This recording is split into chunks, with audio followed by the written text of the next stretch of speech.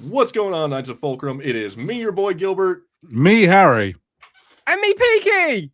He's back. That's right. Peaky is not dead. Wait, like it says, I'm back from the dead. Cool. Indeed, he is back. We're never gonna get rid of him. He's just gonna keep on coming back. I won't be here next week. I bet. I'm just already calling it. Oh well, yeah. I mean, I'm willing to bet you probably won't be here we won't see you again for another 6 goddamn months, and then you're gonna come back and be like, guys, I got married. I'd have to find a girlfriend for that to happen. Jesus. No, that would have to happen, but I don't know. It could happen. You never know. But anyway. Anyway, moving on. Enough of Peaky's depressing life. Oh, we're not having a Peaky's depressing life podcast. I mean, well, you know what? Fine. Well, we have to set up the movie anyway. So while we're setting that up and getting it all ready and everything, why don't you go ahead and tell us what you've been doing while we get ready to watch Deadpool? Yeah, mate, I've just been absolutely busy. The reason why I wasn't really active a lot over Christmas is because working in retail. Christmas is a busy time. But I'm out of retail now as of this week, so thank God for that. I've just fell back in love with gaming again. Like it was getting to a point where I was just getting a little bit worn out of gaming all the time. But I've fallen back in love with it. I've got a whole list of games I'm working on to get all the achievements in now. I'm streaming again. Streaming on the old Purple app once again.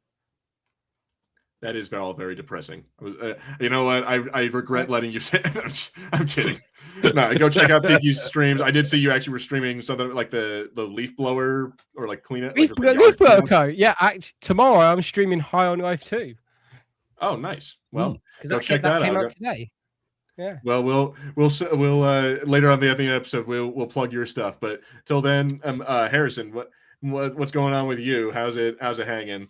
Yeah, I'm doing okay. I've been working on a few things and also doing some gaming, but I'm going way back. I have got a new PC set up, so I've been going and looking at my old Steam account and seeing what I've got in there. I've gotten back into a very specific game, Warhammer Dawn of War Dark Crusade, which came out in like 2007 or something. I can't remember what year it was. But you get to play as the Necrons and other factions, and I am currently doing a Chaos campaign, and I'm having a very good time. Very nice. It's like an RTS game, right? Yes, yeah, real-time strategy, which is certainly not normally my favorite kind of game, but I just like the Warhammer vibes, and I like the voice acting in it. It is ridiculous. I enjoy it a lot. Okay. I've actually been getting back into Fallout 4 myself because of the show. I watched the Fallout series, and I'm like, I want to play. Like, I've already played New Vegas to death. I want to play Fallout 4 again, so I've been getting back into that. I've only watched like the first 2 episodes of Fallout Season 2. So I need to. It's on my list. I'll try and get it done this weekend. It is binge worthy. You can sit down and watch all 8 episodes. It's right there. They're not very but they're so good. What is wrong with you? I got a thing. Have you not figured this out yet?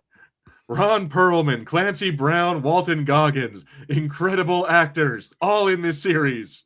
Yeah, I'll finish it. I'll finish it hopefully this weekend. So look, you get on that shit. I will find you. I will come to the UK and I will find you. You come to the UK, we're kidnapping you and not getting you returned to America. Honestly, at this point, don't threaten me with a good time, buddy. Anywho, so I guess we still I'll give it one more minute before we get started here. But how does it feel to have this movie be 10 years old? I think we talked about it a little bit before we got on here. It's insane. Yeah. What the fuck are you talking about? It's 10 years old. This can't be. Cannot be, surely. 2016. Oh God, no. I can still remember where that I'd say trailer came out. Whoa, I'm see-through. Sorry about that. Yeah. Yeah, I can still remember when that trailer reveal dropped, where it's just Deadpool sitting on the freeway. Mm-hmm. Oh Like, yeah, no, when it was like just the test footage that was yeah, leaked. yeah, when it was just leaked, yeah, which was leaked by Ryan Reynolds that we later found out, which which is just such a Ryan Reynolds move. It's kind of a baller move. It is. It's like, I want this made, and we will. Even the fans want it made, and I'll prove it to you. And 3 movies later, here we are. Yeah, with just wait. He's gonna end up being a main character in Doomsday. Like Ryan Reynolds is gonna own that fucking movie. I want it to be. I want it to be Doomsday already. I want that film now. One more year, buddy. One more. Well, No, 7 months of this. I think it's in January 2027. Supposedly, it's supposed to come out. No, it's late December. It's late 2026. Oh well, whatever. It's not that far away. So it's almost here. As long as it doesn't interrupt my GTA 6 time, I'm happy. Cool. I mean, I guess. I mean, on one hand, I want to play that game too, but god damn it. Priorities here. You have put 20 years into the Marvel universe. I know. I've still not watched Wonder Man. I've only watched about 4 episodes. It's not bad, but we can talk about that. I cancelled my Disney Plus subscription because I couldn't afford it at the time. So, yar har fiddly dee. Being a pirate is all right with me. It's having the time to do it. It's having the time. Anyway, okay, guys. So we all ready? We got our Disney Pluses or our movie, our DVD, whatever, however you're watching it set up. Yeah. All right. Let's do it the correct way. Woo. There we go. And so we're gonna start it up, guys. Anyone who's watching, we're gonna be starting Deadpool #1 in 5, 4, 3, 2, and press play. And there we go. I'm gonna put this on mute so I can actually listen to the movie. 20th Century Fox. Another one of those things that just doesn't exist anymore. You know? It's gonna be like one of those things that dates the movie like crazy. Yeah, it is. It's weird to see that still. Although to be fair, they kept the Searchlight Pictures logo going on a few other things. So they do still keep it every now and then. Like I think they did it for the Alien Romulus, but I'm just saying it's 20th Century Studios. It's not 20th Century Fox anymore. It's like Lucas. It's like watching the Lucasfilm logo. It's like, yeah, it's Lucasfilm, but it's not the same. Oh god. So can we talk about how much I love this opening and how great it is? So great. Mind you, like all 3 of the Deadpools, the openings have been class. Yeah, but I think it's really great that it's very tongue in cheek. Like it's exactly what you kind of wanted from a Deadpool movie, because it's like referential to itself. It has like the like the opening credits are a joke. Yeah, it's almost as if Deadpool did the credits himself. I bet you Ryan Reynolds did. And then we get the Green Lantern reference. We get I'm going to say that probably a significant amount of money went into this opening just for the sheer fact that they had to have all of this stuff rendered and done, and then have the virtual camera go through it all. I'm like, this was probably a bitch to have to animate. Yeah, this absolutely must have been. And it's definitely dated. Like I don't think I'm not sure the CGI for this holds up, but it still looks pretty cool. Yeah, it's crazy to think 10 years on, CGI has improved massively. It is weird. At the moment, I spend a lot of my time going back and watching really old stuff. Yeah. So the difference is huge, and I sort of convinced myself like, oh no, there was like a time like in the 2010s where we sort of finished CGI and CGI is done, and then I go back and watch something like this from 2016. And you're like, oh no, actually, we've continued to just bump it up even further. I mean, there will. Oh no, go ahead, Piki. I watched the first 3 Scary Movies the other night, and even that, like seeing the stuff from like they used like for effects and everything, and I was watching, I was like, this is just ridiculous. How did they use this? Yeah, I'm like, I feel that way when I go back and watch the old Star Wars movies. Yeah. Like, I see that a lot of that. I'm just like, what? Like the prequels. I mean, I look at that. And I'm like, bro, what the hell? But I don't know. I kind of give it a little more when it's like big explosions or like car chases or shit like that, I kind of give it a little more leniency because it's like those, whatever. Like how many actual real life cars exploding or like shit, blowing up have you actually seen? Like you can kind of give a little bit of leeway for that because I'm like, yeah, that's not a real thing. I think I don't know. It's maybe that's just a stupid thing to say. Maybe that's just me being a dumbass. Not at all. No, sorry. I am currently struggling a little bit. My thing went out of sync, and I've been spent the last like few minutes desperately trying to get myself back in sync. But So okay. I might have screwed up. I feel like I might have pressed a button and like made it jump. If it did, I don't know. I'll have to go back and watch this and see. You're on track with me. Okay. So yeah, because I got it at 351, 352, 53. Yeah. Yeah. Yeah. Okay. I'm synced up with what. Yeah, it's my end. Don't worry. All right. Cool. So yeah, sorry if I'm not responding yet, but I will get there. But yeah, so also, so Peaky, I'm curious. Did you enjoy, like, what was your probably favorite part of well, I think I don't know if I'm skipping ahead or if I'm getting ahead of myself. Well, like, what I'm trying to say is, how much is this your favorite part? Because this is awesome. I love his whole like talking with Dopinder and being like best friends with it's like they've known each other for years. How this conversation is just rolling on. Mm-hmm. Like him talking about his like attractive cousin stealing his girlfriend. He is as crafty as he is attractive. Like I enjoy the hell out of that. Like it points to the fact that they were not serious about it, but this is probably like the most taken seriously superhero movie at least by fans. Like Deadpool fans went insane for this movie, and it's because it's not serious. But I think. Sorry, you go for it. Go on, Harry.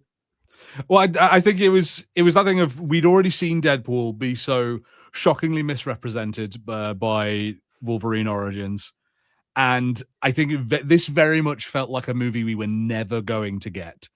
It felt impossible. It was like we'd had by this point 8 years of the MCU. MCU had sort of completely changed these hero movies, and making movies aimed at kids was huge business and everyone was loving it. They all had to be family friendly. So we're like, there's never going to be a real Deadpool movie. We're never going to get something with the violence. We're not going to get something with the raunchy comedy. It's just not going to happen. And so, yeah, when this finally dropped, it was a revelation. And I can't remember the figures of it, but it was huge. It really changed box office ideas, because I think it was like the biggest hit a rated R movie had been in decades, I think, if not all time. Yeah, I'm gonna look up how much this movie made initially. Let's see, Deadpool box office.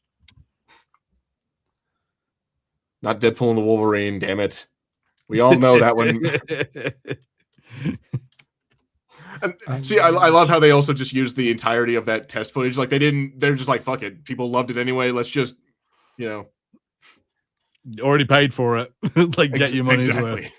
It's been used already. Yeah, might as well. All right, so let's see. Total worldwide gross for Deadpool was $782 million, and its budget was $58 million. And in the opening weekend, it made $132 million. Which I'm like, so yeah, it's just nutty. Yeah, it's such a massive win for something that people were genuinely convinced. Business people weren't convinced it would work, and the audience were convinced that it would never happen because the business people weren't convinced it would work. Mm-hmm. So, I'm curious, do you think that there was ever anyone, like in any other universe, do you think there's someone who might have been a better person for Deadpool than Ryan Reynolds? Or is it just the universe was just destined to have Ryan Reynolds be him? I think in a way, just destiny. Yeah. All right, so Peaky says destiny. Harry? I don't know. It wouldn't have worked out, but a bit of me thinks that a young Bruce Campbell would have been an awesome Deadpool. Like Bruce Campbell from Army of Darkness sort of days, I think would have been great at this. Like 80s Bruce Campbell. Yeah, like he doesn't have the sort of necessarily the same kind of comedy that Ryan Reynolds does. And, he's not going to be improving and stuff like Ryan Reynolds was doing. But with a great script, Bruce Campbell could have been incredible at this.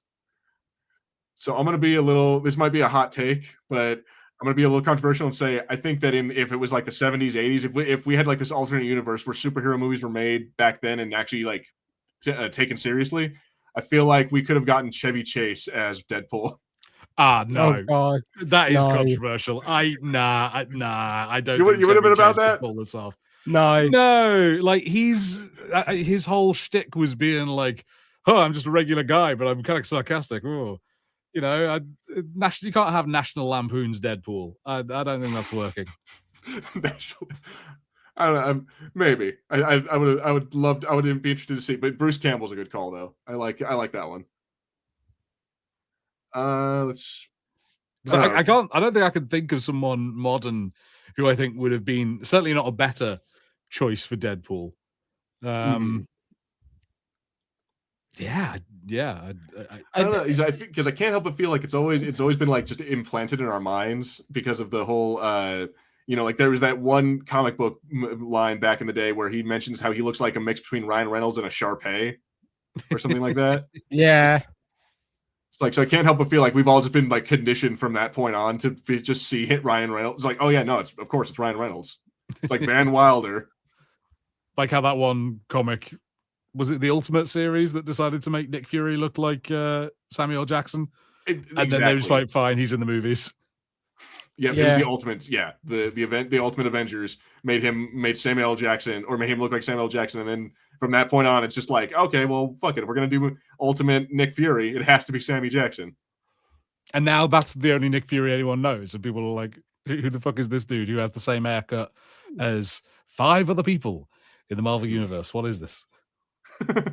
Yeah, I remember Nick Fury when he was a white man. When he was David Hasselhoff. We can still have that. Yeah, there is nothing he could be Nicholas J. Fury Jr. There's absolutely no reason his father could not be the original Nick Fury. I forgot that movie exists. Yes, unfortunately it does. Because wasn't there a Punisher in the 80s as well? There was. Who was that? Was it the guy from Rocky? Yeah, it was Dolph Lundgren. Yeah. He was, the Russian dude from Rocky was the Punisher in the 80s or 70s. The original live action He-Man, if I'm correct. I was going to say, the Punisher and He-Man. Damn, what a career. and it all culminated in him being in the greatest action movie of all time, The Expendables. Yeah, but he's good in that. You want to talk about something that's good? I love this scene. How it's like it's ridiculous because he could just pick up their rifles, like when the guys he shoots. But I do love how badass this is. Of like, I have 12 bullets and just starts 1, 2, 3. Like it's kind of fun. This I think is a lot of the secret sauce to these movies. Is understanding that we can't just make these action scenes like every other action scene in every other superhero movie where it's just guy wins. Works out, it's like, no, it's got to be fun as well. Like the fighting has to be funny. It can't just be here's some jokes and then here's some like generic fighting. Mm-hmm. Yeah, exactly. I'm like, you have to find a way to make it like, how is Deadpool just a bad? Like, anyone can pick up another person's gun, but he's a badass because he wants to keep his and he wants to do it that way. Like, I think that they also could have had him use his swords, but. Again, it's a fun comedic thing that it's like he knows he's being watched. This is very much a Deadpool thing that he would do in the comic books. Oh yeah. Also, this is just cool. Like no fucking way, but this is probably one of the coolest things. Yeah.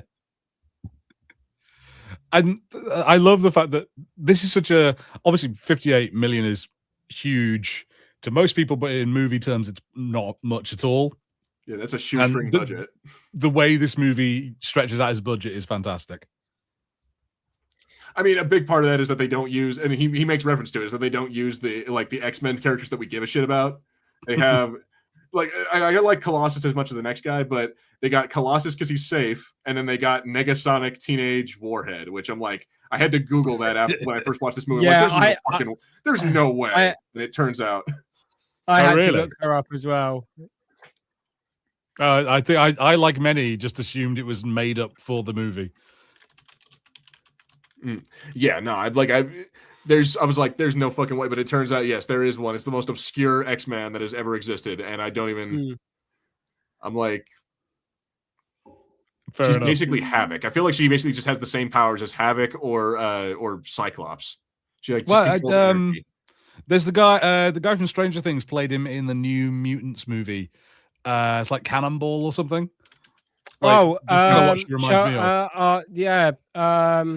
Jonathan from Stranger Things. Yeah. I can't remember the name of the X-Men character that he is, but he's been around a bunch. He just sort of like launches himself at things and charges up. He's in the New Mutants movie. Okay, yeah, I know what you're talking about. Yeah, that movie that came out later than this, but was supposed to be coming out around the same time and was a desperate disappointment. Was it around COVID time it came out, New Mutants? Yeah, it got held back for years because I think it was dying days of Fox, and then it just got delayed, and then then eventually, like in 2021, it came out. Yeah, and nobody cared. Yeah, I went to go see it because I remember that trailer. The trailer looked awesome. The opposite of this, where the trailer looked awesome. We're like, yeah, let's go see this. They're gonna do something different. They're gonna make a superhero movie, but it's like a horror movie.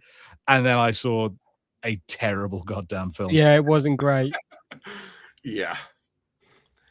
So, I love this scene as well because for two reasons. One, it's just a fun little flashback. It shows that Wade Wilson's kind of like, even though he's an asshole, he's also a likable guy. But then also it showed me the ways of like one of the best pizzas I've ever tried in my life. I can't believe you admitted to this, man. I can't believe you admitted that you actually eat this and enjoy it. It's so good. Oh my god, it's so good. I also love that Ryan Reynolds paid out of his own money to be able to wear this T-shirt in this scene. Did he? Is that an actual thing, or is that just something you're like telling? Yeah, no, like they for some reason they wouldn't allow the rights to it, and he was like, "What if I just pay for it out of my own money?" And it was like, "Well, we can't stop you from doing that." It's like, what is he? What is he wearing? So you mentioned it, and now they won't show it in the movie. What is he wearing? I think it's a Betty White T-shirt or something. It's something from the Golden Girls. Yeah. Okay. Right. Okay. They don't. So what? Fox doesn't own the rights to Golden Girls. They're like, we can't let you have a shirt. It's like, fuck it, I'm just gonna buy one myself. Yeah. Well, okay. We still don't own the rights to the Golden Girls, but okay. It was something to do with the rights. Also, little segue. I'm allowed to listen to music from my phone at my new job. So today I started listening to Daft Plagueis.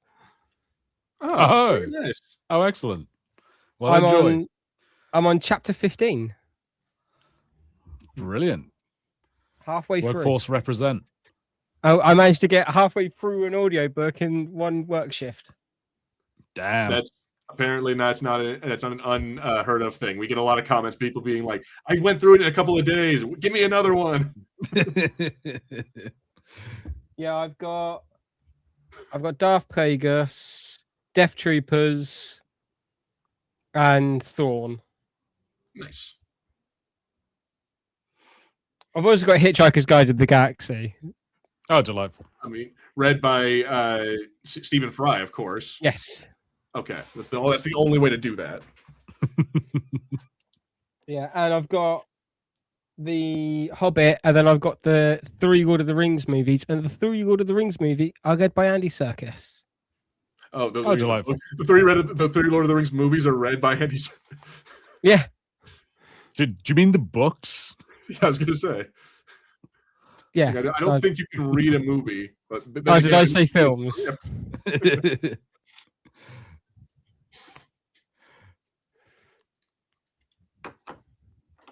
So let's talk about this real quick because we're about to get the one character who is very, very noticeably like missing from the third Deadpool movie. And honestly, I didn't miss him from it.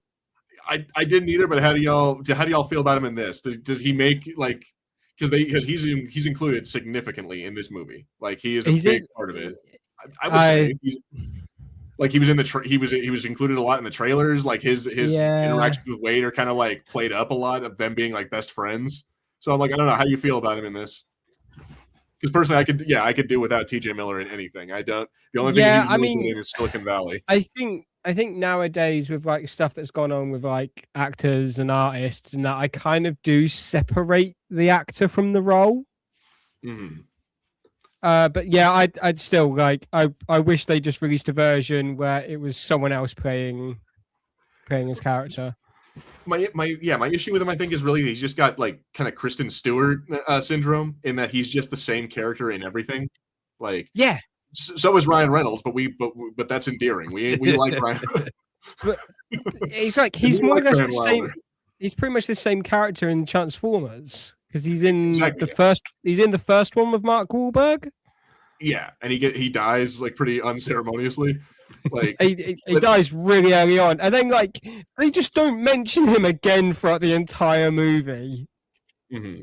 Exactly. I was like, they don't even take a moment to be like, "Oh no, he's dead." Like they don't even care that he dies. Literally.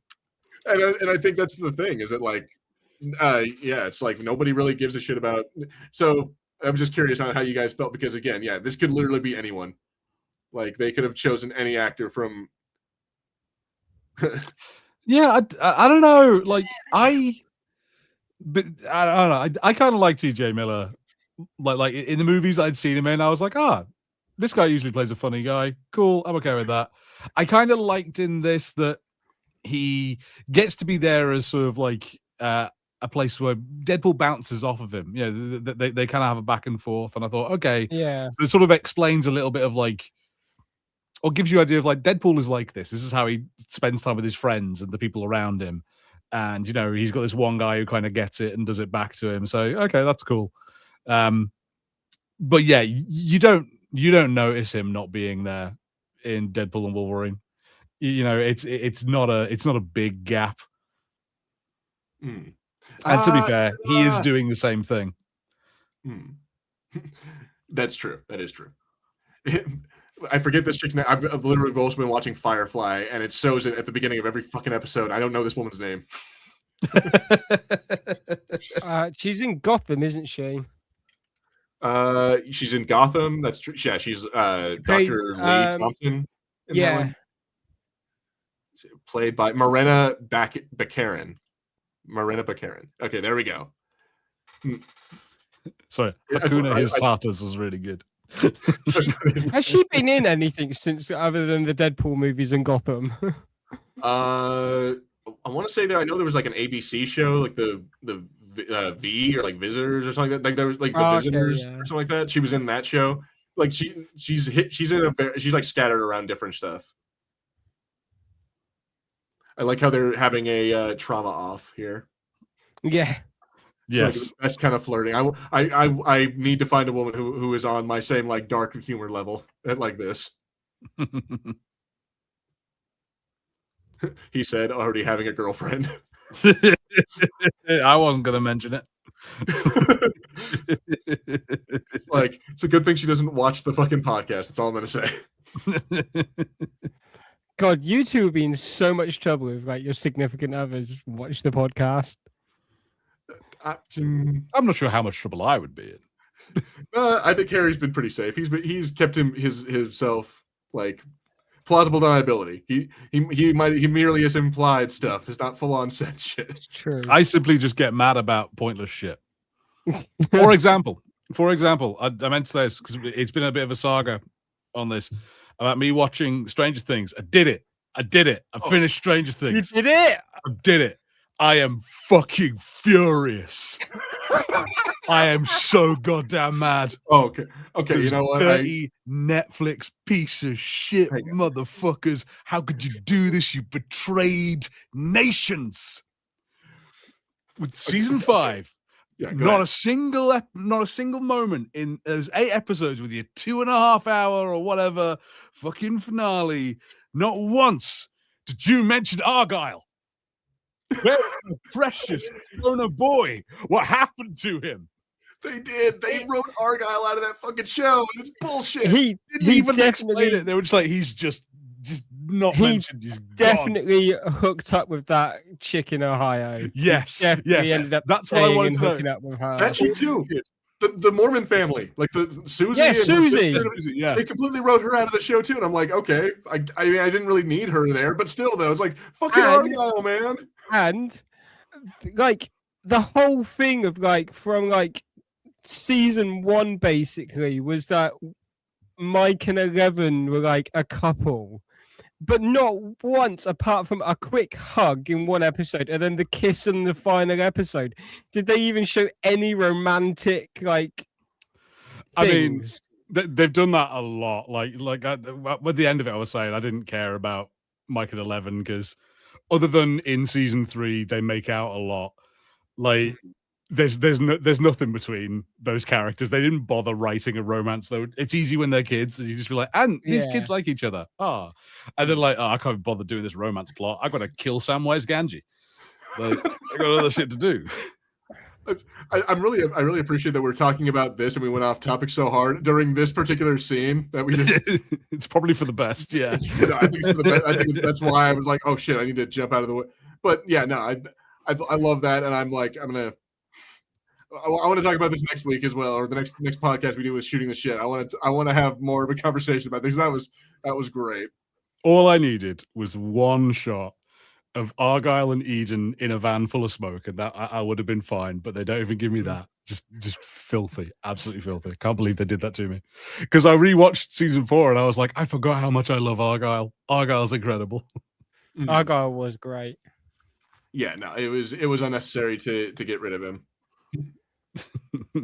But I think I don't know if I feel like that character just wasn't that important, or either wasn't that important to their story, or he just wasn't as popular with fans. I think it's a bit of both because like you don't need Argyle to finish the plot, and I think some people weren't a fan of him, and I think those of us who either have been or have known plenty of people who are their stony little friends quite enjoyed him. Yeah, he's on the podcast with us. Yeah, if you don't know who Argyle is, then you're it. If you don't know who the Argyle in your group is, you're it. But the scene we've just skipped over, though, I do think this show does a very good this movie does a very good job of establishing a romance and care between these two characters in a short space of time. Like, it might not exactly be the first 10 minutes of Up, but it has that same sort of structure and vibe to it, Yes, I would definitely agree, Harrison, that those 5 minutes of Deadpool is not the first 10 minutes of Up. Those are very different movies. But it does, like how the beginning of Up, it shows you a little montage of this relationship, and you buy into it immediately, and then you're crushed. And they do a similar thing here. Yes, no, I agree. I think, but you're right. But there is an emotional thing there, but I think I would feel more like, oh man, that's a bummer for Ryan Reynolds. He has that awesome year of sex with her, and then he ends up getting cancer. What a bummer. But it's like, I don't think I shared. I would love to meet the person that shedded tears for this, like for Ryan Reynolds falling over and having cancer, and then being like, I need to leave my girlfriend because there's no way she'd ever be okay with me having cancer.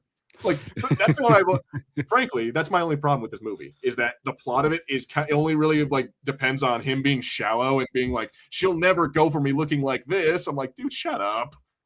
Like, you're still Ryan Reynolds. Like, shut the fuck up. Yeah, and are you also still built like that? That's one of the things that I think is a little difficult in this movie. Like, he takes his shirt off, so you see like the full like peak Ryan Reynolds physique in that shot, and I'm like, oh yeah, and this man has awful lung cancer. Like, I think he would have noticed something before now. Like, when he's in the gym, he might have noticed that he's pretty breathless all the time. That's true. Or whatever, like, it could be pancreatic cancer, it could be prostate cancer, whatever cancer is. I'm like, still though, just like, again, the fact that he's just like, no, it's a shit show. She's gonna leave me anyway. She doesn't want to be around a sick, dying. I'm like, let her choose that, you fucking asshole.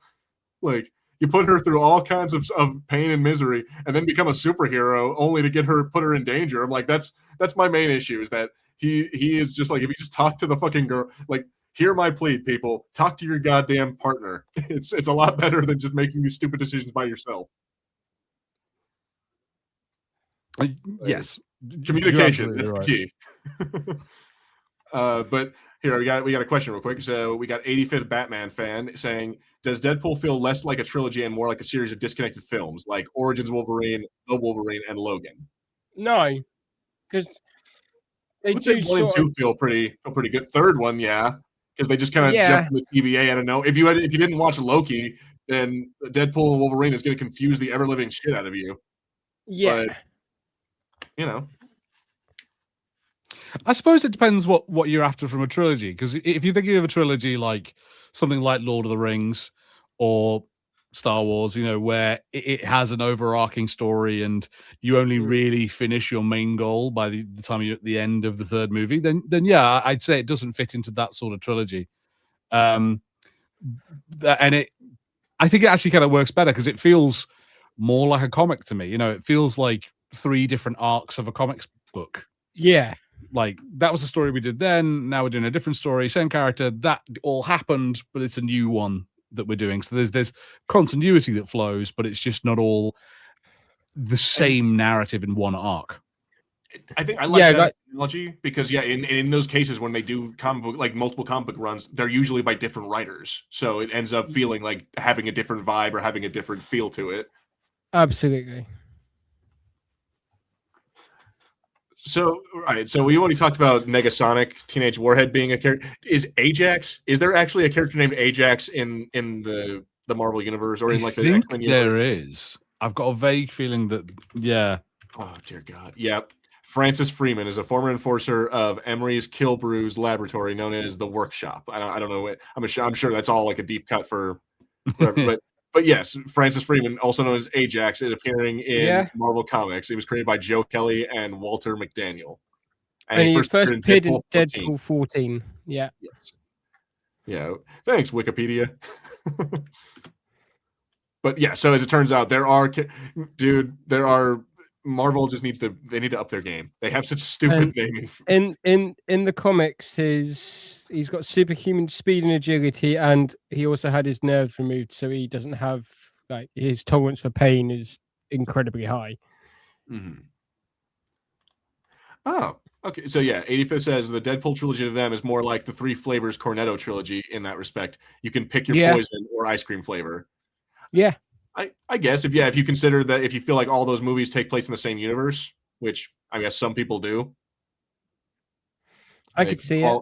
I'm for it. Okay, so yeah. Bullshit. Dude, you're running away, you coward. Fucking let the girl sit on your cancer-ridden face.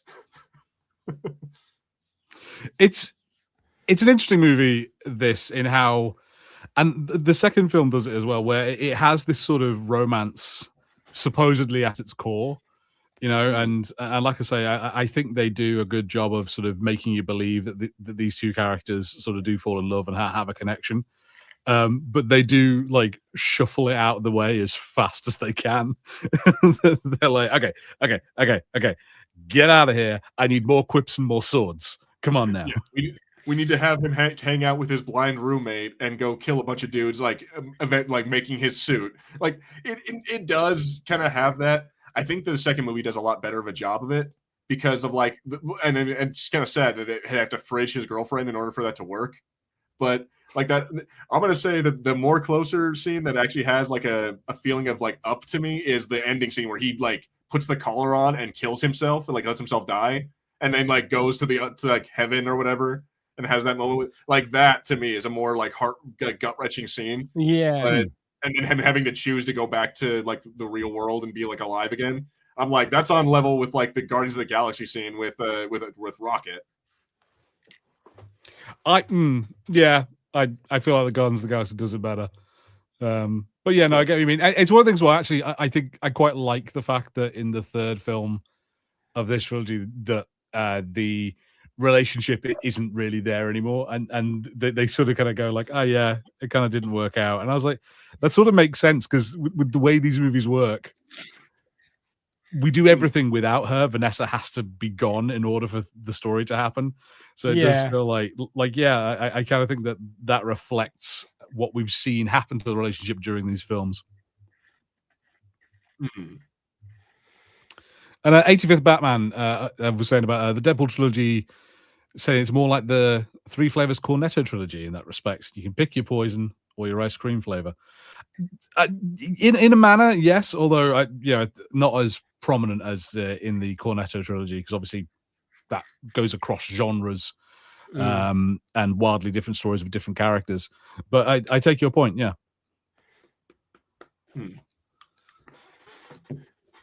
So let's see here. I think this is where the movie kind of slows down just a little bit. Like, we're only about half an hour in, and so they've done pretty well of introducing Wade Wilson, like showing us some fun Deadpool-y moments. But again, here we kind of slow down a little bit, like with him going to like the whatever Weapon X or whatever nonsense this is supposed to be that he ends up going into. Like I feel like it does kind of drag a little bit here, like getting into how he unlocks his powers and like all of that. I don't know if you guys feel the same. I like some of these scenes. Like I find them enjoyable, not necessarily this, where he's sort of negotiating almost about it. But when he gets into the lab and setting up Francis as the villain, I think that they do quite effectively. Fucking shake weighty. That's a dated reference. Like I don't think the only time I've seen a shake weight these days is at a thrift store. How very 2012 of you, Ryan Reynolds. Let's see here. So let me see here. I don't know. I'll save my talk because we have Gina Carano is in this movie. I completely fucking forgot about that. I was kind of scrolling through, and I'm like, oh yeah, that's right. We have that chick who like nobody likes anymore. I remember when she was doing this in the Fast and the Furious movies, like trying to become like a badass. Yeah, that's a name that I feel like I'm surprised she hasn't made a comeback in the current climate. Right? I don't think anybody will touch her now. That's the thing. Yeah, I don't think anyone cares. Like anyone in Hollywood cares enough to want or like wants to touch. No. To her. And then she did like some stuff for like Ben Shapiro. She did some like movies for him on his like whatever website nonsense. But yeah, so I guess she is still getting work, but in very, very specific circles that nobody wants to like touch with the 10-foot pole. Yeah, she's the sort of person who might have appeared on the alternative halftime show. Yeah, I could definitely see that. Like, right, okay. This is not related to anything, but while we're at this stage of the movie, I just want to be known, British people who watch the Super Bowl are traitors and monsters. And I can't stand it. I cannot stand it. Tell us how you really feel, Harrison. I am exaggerating, but there's someone at my work who took a day off work because they were watching the Super Bowl. So so they're staying up until I don't know 4 a.m. or something to watch the Super Bowl, and so then like took Monday off to recover and sleep. And I'm just like, what are you doing? What are you doing? Why are you doing this? Yeah. Why would a person in the UK watch besides the like, oh, fuck, I have to stay up to like 4 a.m. to watch this like an hour-long game take 4 hours. Like, why would you just watch the Super Bowl? Like, it literally, you don't have a hand egg. You don't have a hand egg team in your country, like, or do you? I don't think we do. There is a whole weird push to get people here to start watching. Well, they do. American football. They do play games over here, don't they? During the whole like race to the Super Bowl. Like, I think they play them at Tottenham. At the Tottenham ground, I know they have one in like London that they have like it's an American, like they have American teams fly to the UK. Yeah, to go play football football in London, but I'm like, do people actually care? I'm like, I can't imagine that many UK citizens are like. It is starting to get a following over here for American football. Like you see it in like sports shops and like other clothing shops. They're actually starting to do like the team merch now, and it's like basketball is starting to become a lot more popular over here as well. Okay, basketball, that's one thing, because basketball is not necessarily like, yeah, it might, I don't know if it was necessarily invented in America, but it's not exclusively an American sport versus like football, what we call football is like that we consider that to be like an American red-blooded thing. I'm like, I don't okay. No, I cannot understand it. One of the things that seems really weird about it is that it seems to have partly come out of like as an alternative to watching soccer. Yeah. Like, and a lot of people I've met who watch American football are people who hate like our football and hate the culture around it. And I'm like, you're not going to like that any better. No. The only reason you like it is because you don't live with it. Yeah, but no, oh my God. Like your football hooligans versus like like our American football fans are like, they're just like the same thing. They're just bad. They're shitty people who get drunk and are annoying. Anyway, you should see it back in the day when football hooligans weren't just drunk though. Like there used to like be like mass like riots and like people would get killed and everything.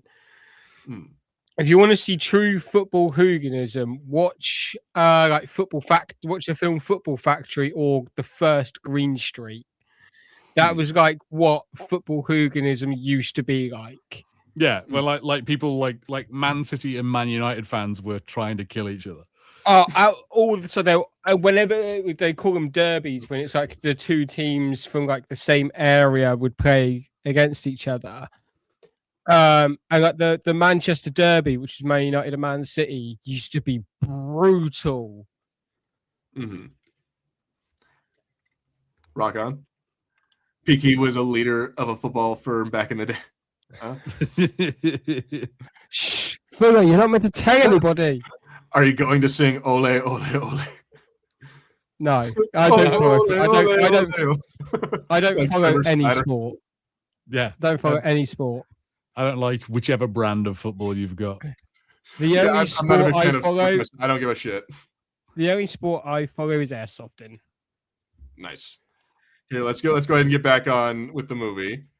And then we also have 85th says, if they make a Deadpool 4, I hope it's the Tom Holland Spider-Man. I hope it's like the Tom Holland Spider-Man 4, because Daniel Dustin Creighton says Brand New Day has a tonal shift. Yeah. So you're saying you want it to be more like family friendly, comic booky, like.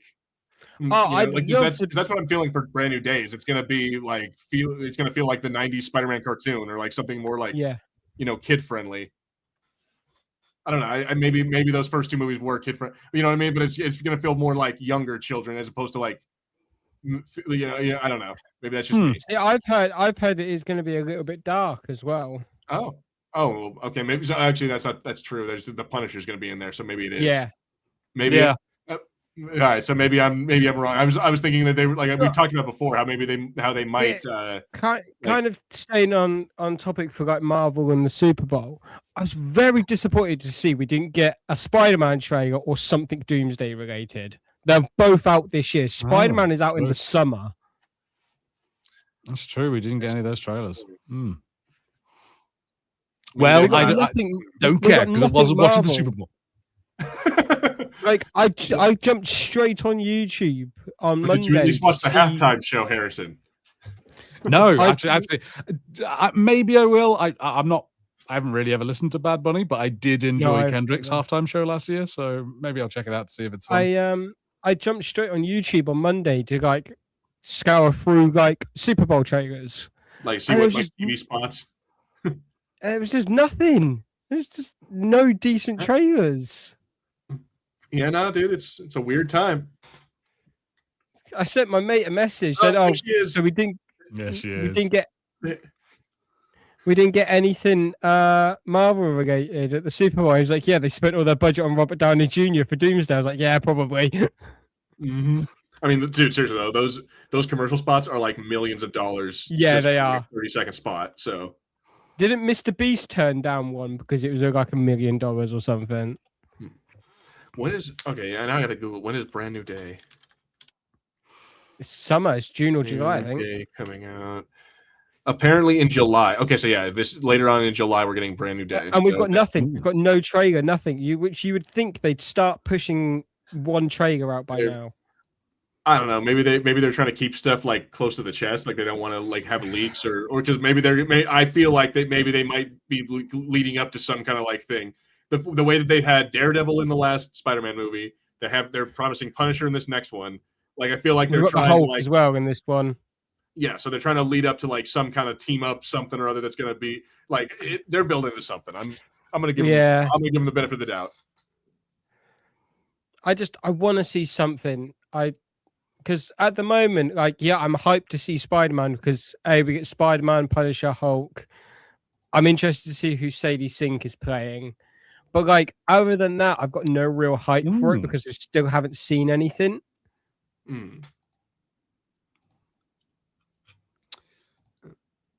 The only thing I have seen Spider-Man is I saw them shooting a scene. I went and watched them shooting something. Okay, what'd you see? They were filming in Basingstoke, Harrison. In Basingstoke?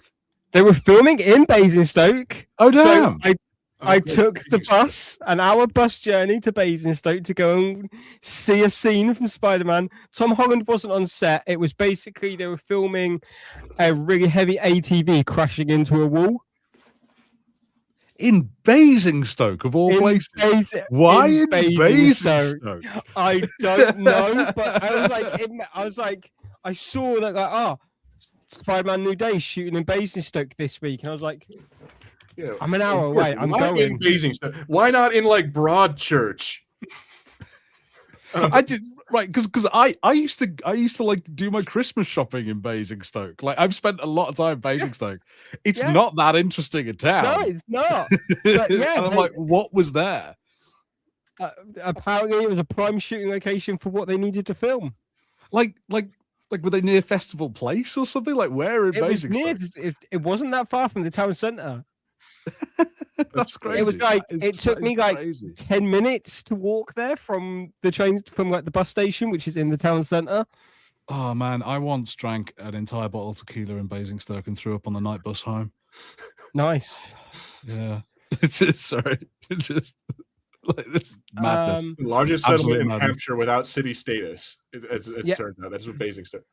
Okay, 30 miles from northeast Southampton. Yeah. Yeah, and it used to be sort of in between the town where I lived and the town where the office was, and it had a big shopping center called the Festival Center. Still does. Yeah. I assume it still does. Like most of Hampshire, basically, it's kind of dead to me now. Like I have to go into the office every now and then I'm like, fuck it, I'm getting out of here. Okay, let me just say this. It's like so. Yeah, 85th says I don't think we're ever going to get the Cottonmouth actor as Blade, guys. It's been too long. I don't think we're well. First of all, we did in that last season of What If. He did like he's a voice role for that, but he's like Blade. What's his name? He was in Marvel Zombies. He was in Marvel Zombies. Yeah, that's the one. That's not. Yeah, not What If. It's the Marvel Zombies. He was Blade. He was Moon Knight Blade. But at the same time, it's like.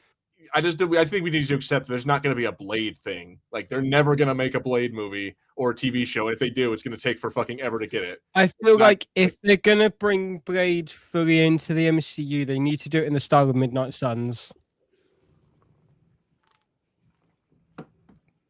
I'd be down for that.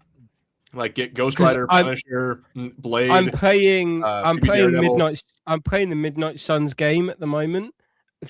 Great game, by the way. Absolutely great game. I'm not really a fan of like the tactical I could do without style the cards. games.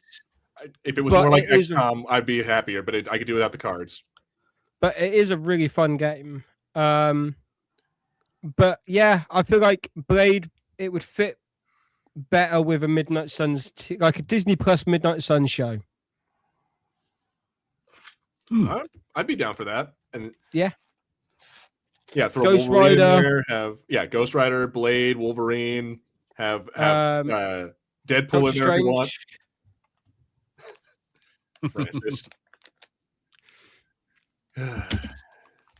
Okay, yeah. So this is what I'm talking about. We have now spent the last like 15 to 20 minutes talking about, like we just talked about all number of other we talked about Basingstoke, Basingstoke in your guys' like, and how they were filming a Spider-Man movie there. Like, we clearly do not care about this scene at all. And I'm No. like, this is the only part of the movie that I'm just like, you could have glossed over this a little bit. But that's the first thing locally that I've seen filmed with Spider-Man. There's been 3 things filmed locally that I would have had interest in seeing. One of them was Star Wars. Nice. In The Force Awakens with the Rebel base, where they meet where obviously after Moz's castle gets attacked, they go to the Rebel base, and like they all have that chat and everything. That was filmed literally more or less just behind my house, an old air base hangars. And then the other one was Fast and Furious. Where they go and meet Sean with the rocket car to shoot up into space.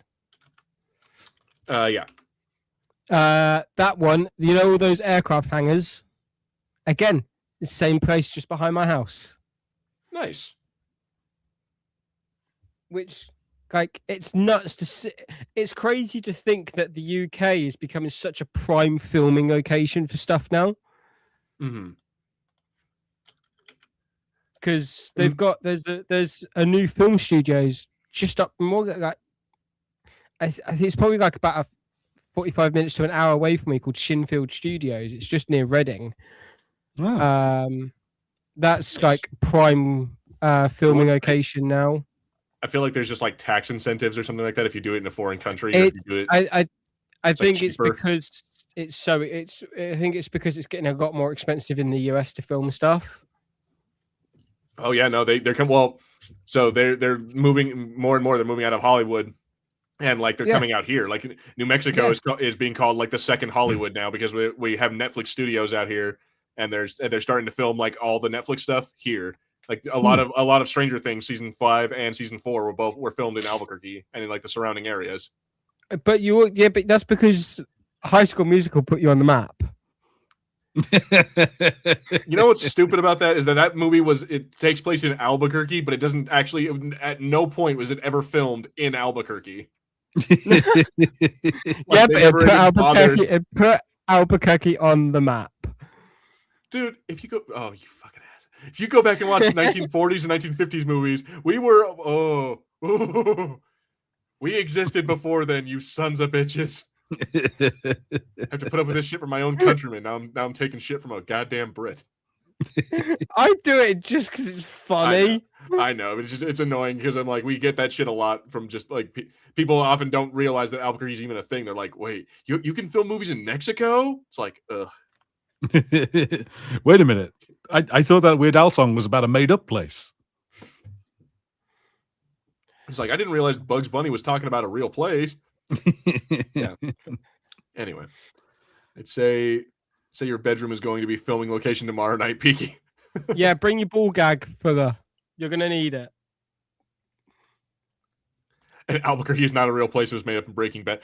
Do you actually know that the house where they filmed, like the outside of Walter White's house, like that property, it's actually up for sale now for like $1 million. Didn't someone buy it? Didn't a streamer buy it?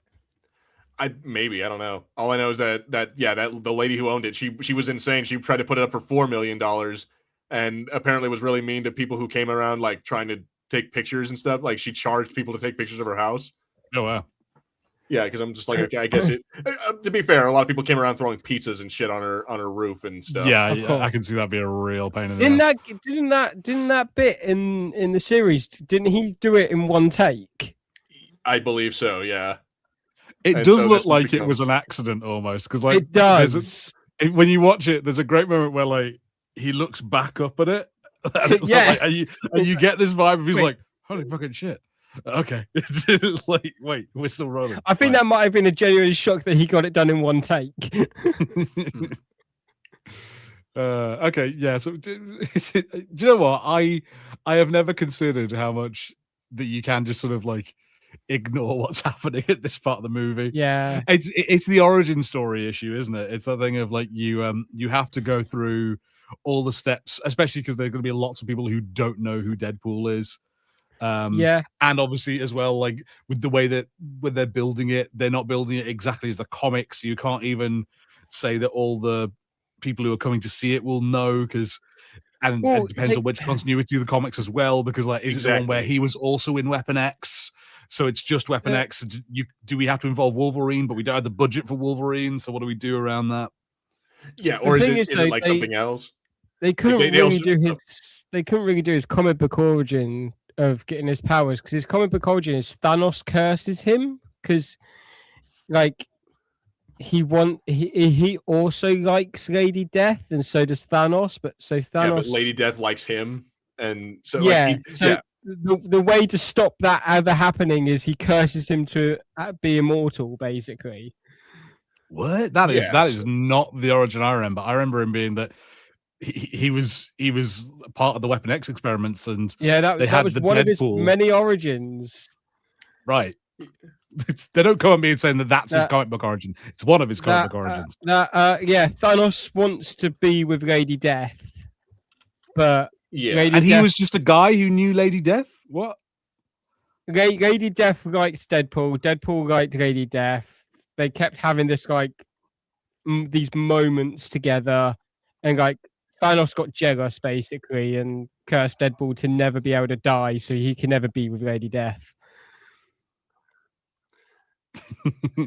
I'm like, apparently there are multiple like versions or multiple things for Deadpool's origin story, but one of them is that he joined Weapon X. Like they're kind of going off of the Weapon X thing, because in one story he got cancer and then joined Weapon X and was given Wolverine like he was given healing factor because he didn't have like the X gene inherently. Yeah. But in this, it's like we're gonna drug you or whatever. We're gonna give you something, and then we're gonna try to make the X gene happen. We're gonna awaken the X gene inside you. Yeah. Yeah. So and again, they never mention Weapon X. They don't really like, and even if they did, like Francis was never a part of Weapon X, so that's a whole thing. It's just that they're doing their best. Like they added Al. Like that's what y'all need to be happy about. They added Al. They have him. They have him being a mercenary at the Sister Margaret's like school for girls or whatever the hell bullshit. Oh, also, sorry, 85th Batman fan mentioned about films made in Minnesota. I'm pretty sure Mallrats was made in Minnesota, so that you can add another one there. Jingle All the Way in Fargo. Wow, that is quite a discography. Like that is a hallowed tradition of making films in Minnesota. Jingle All the Way. Put that cookie down, Turbo Man. I love that movie. Turbo Man. I love that movie. And Anakin Skywalker doesn't know it's his dad. He thinks he's just another 6'5" Austrian man. Wait, that's Hayden Christensen. No, that's Jake Lloyd. Oh, is that Jake Lloyd? Yeah, that's young Anakin Skywalker. Oh, I didn't know. Yeah. Yeah, no. I feel sorry for Jake Lloyd. He had a real shit life after. The world should feel sorry for Jake Lloyd, man. He got so much shit. Like there was no need. He was a kid. Meanwhile, people are still talking about Macaulay Culkin and how great he was in Home Alone. But I'm like, fuck that guy. Macaulay Culkin should have been shamed. Mate, he's married to London Tipton from Sweet for Zack and Cody. He is. Like he's done well there.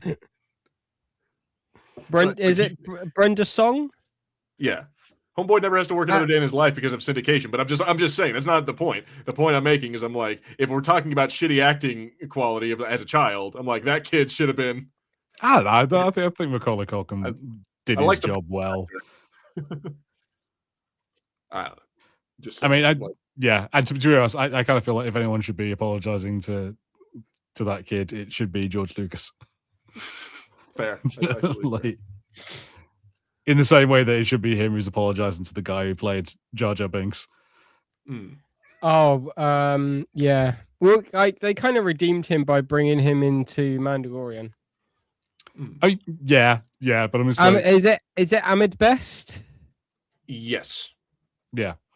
Yeah, and you know, it's. I remember seeing a thing about like how bad it was for him after Jar Jar Binks came out, and I'm like, yeah, and that was all George's decisions. Yeah. like that. There is one man who decided that you should do that.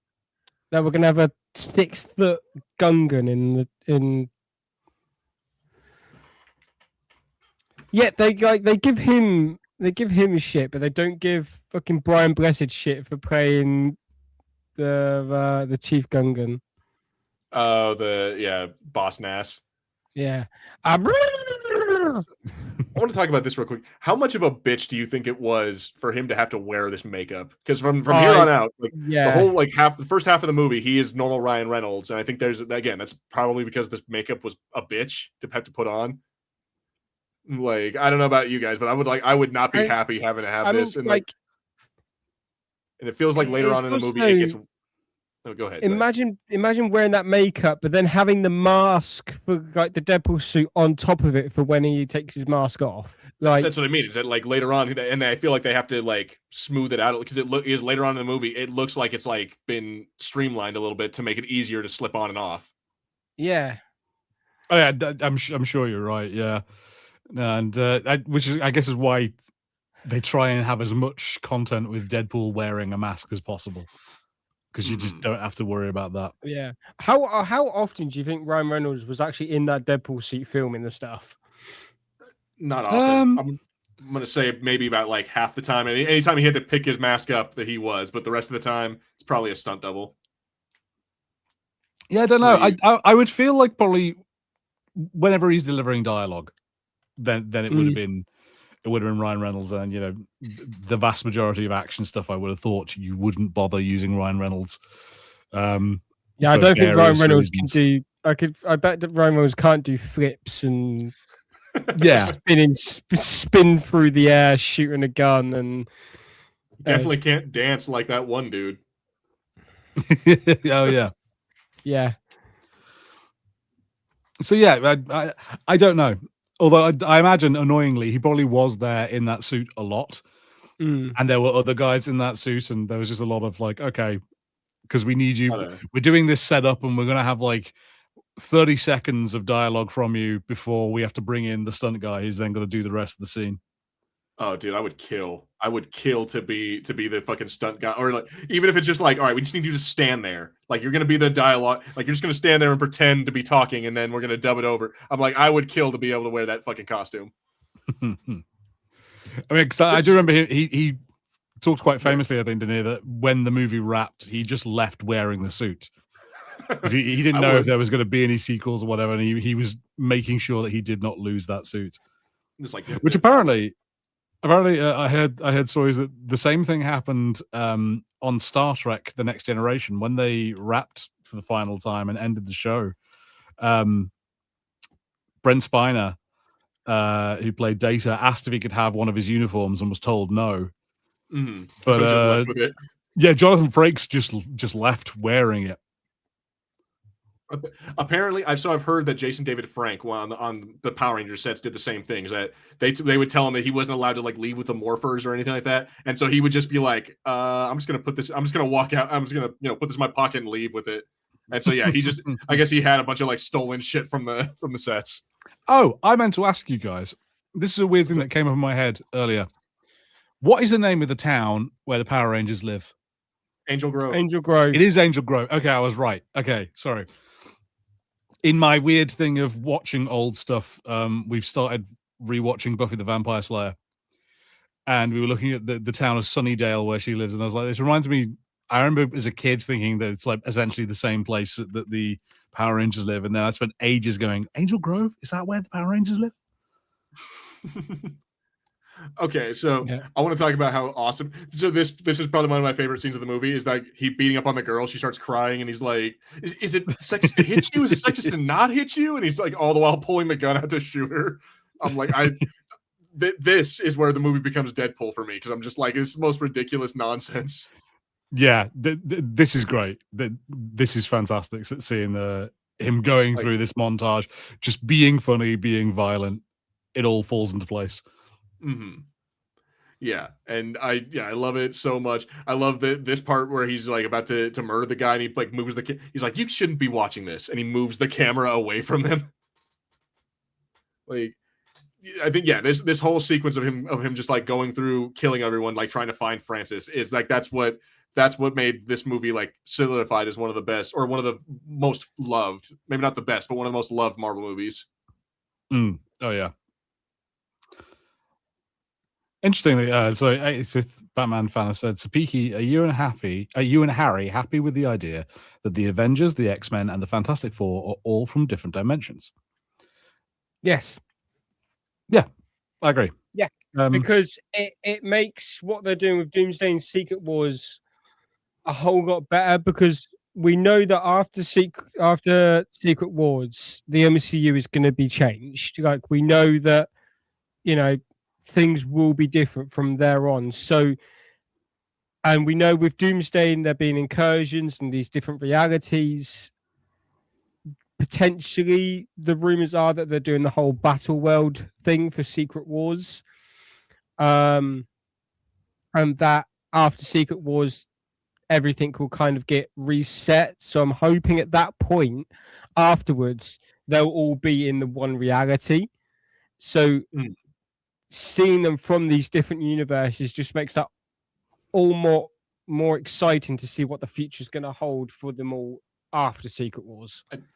I agree. I think it makes it easier to have not worry about, like, when you already have fleshed out characters, like with the Fantastic Four movie. It wasn't really an origin movie. It was just like they've been here for a while now. Yeah, they had been a team of superheroes for a long time before the events of the movie took place. Exactly. So I'm like, I feel like it allows that you don't have to do any origin story bullshit. You can just have your teams and they're all ready to go, and they can all team up. And we already know who the X-Men are. We don't need an origin story for the X-Men. It's why I liked the Fantastic Four for that, and it's also why I liked Tom Holland's first Spider-Man film, Homecoming, because again, we had seen the origin story so many times. We didn't need to see it again. We didn't need to see the Fantastic Four get their powers again. Everybody knows how they got their powers. Everybody knows how Spider-Man got his powers. I feel like the only thing they need to really do now with origin stories is when they bring a new character they haven't used in like films or TV shows before, like Wonder Man. I'm guessing Wonder Man is kind of like an origin story-esque. I've not seen it, so I don't really know. Also Doorman. Believe it or not, Doorman is in the Wonder Man show. I'm sorry, who? It's the guy who like creates portals and shit. Like he can phase through solid. Watch the show. Watch the show and you'll know. But I feel like the only thing they need to do now is if they do an origin movie, it's got to be someone they've never used in film or TV that we've never seen on screen before. It's a comic book character. Like, I'm all for, if they ever bring Squirrel Girl to the MCU, I'm all for seeing an origin movie of Squirrel Girl. Yeah, fair enough. Like, that's where I now want to see origin. Like, I just want to take a second away from the movie because I just want to be like, of course you are. if Squirrel Girl shows up, I'll be all about it. Oh, really? Is that's mate, a she has got? If you've played Marvel Rivals, she has got cake. That's exact. I know, and I've seen you play Marvel Rivals, and you almost exclusively play Squirrel Girl. I've never once played Squirrel Girl, but I do observe Squirrel Girl from behind. Anyway, back on this, I want to talk about how awesome. So I don't know who Blind Al is. I never read Deadpool comics, unfortunately. So Blind Al is like an unknown to me. But I think that Leslie Uggams is her name. She's an incredible actress in this. Like, she's a great actress for this. And then also I love her in the Fallout show. Like, yeah, she's like, I didn't realize it was the same actress. Yeah, no, she's great. And her being like a foul mouthed like old lady, like I don't know why, but those kind of characters who are like shitty old people or like asshole old people, that's just endearing to me.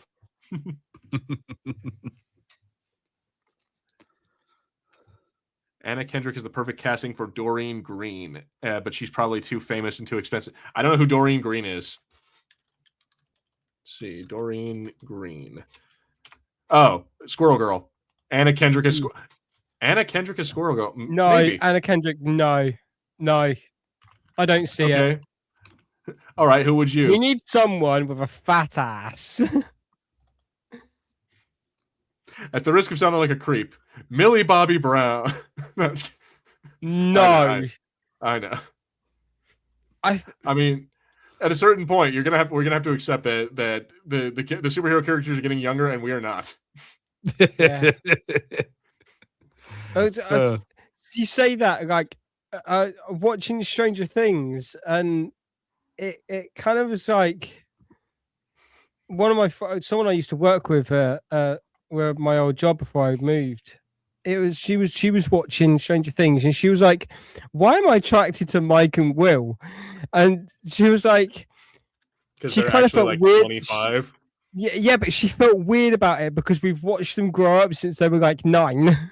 She felt when the show started, they were like 10, 11 years old. But yeah, then over 10 years, she felt a little bit creeped out over it because of that fact. I was like, yeah, I can see your point. Yeah, just saying, man. At a certain point, you got to stop seeing what's her name, Padme. You gotta stop seeing fucking Natalie Portman as the girl from Leon the Professional, and you gotta start seeing her as the girl from fucking Star Wars.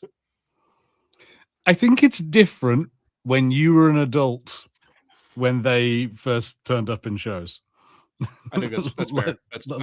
I think so. If you were 23 when Leon the Professional came out. Yeah, no.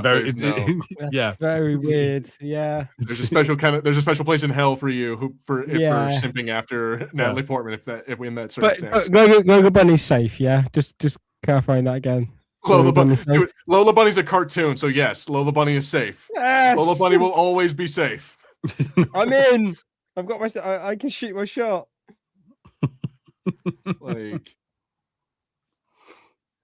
Anyway, so. Yeah, we've kind of talked over a lot of this, but yeah, it's like, oh yeah, Deadpool's happening. We went way off topic. Yeah, now we got Francis coming into the bar looking to shake the place down, looking for Wade. Oh, here you go. I'm pretty much murdered everyone. I put something in crew only. Oh, what is it? What is this? Oh god, I'm really worried what you've put in there. What are you doing? Oh, goddamn AI. And damn you, Peaky, for perpetuating it.